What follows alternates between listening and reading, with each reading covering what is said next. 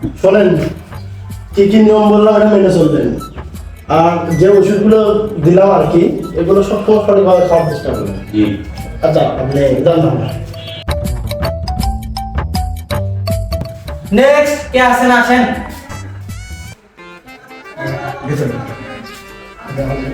আসসালামু আলাইকুম। ওয়ালাইকুম আসসালাম। কি সমস্যা, বসেন। নাম কি আপনার? সুশান্ত। বয়স? 25। কি সমস্যা আপনার? স্যার আমার পায়ের অ্যাক্সিডেন্ট হয়েছে স্যার, কি যে ব্যথা। দেখি তো কি অবস্থা।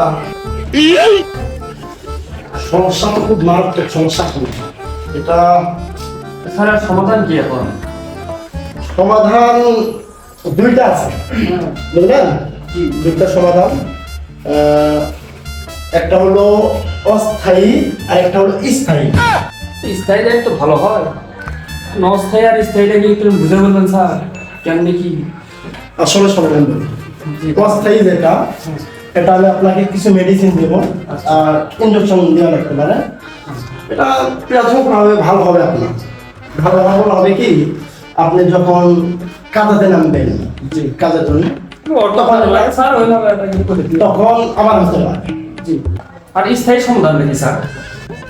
স্থায়ী হলো আপনার আঙ্গুল পুরোটা কেটে যাবে। হ্যাঁ, অবাক হবেন না, রাগের কিছু নাই।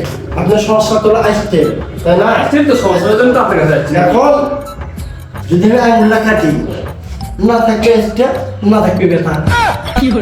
ভালো না বিষয়টা? কম ভালো না, অবশ্যই করতে হবে। ডাক্তার কথাই না।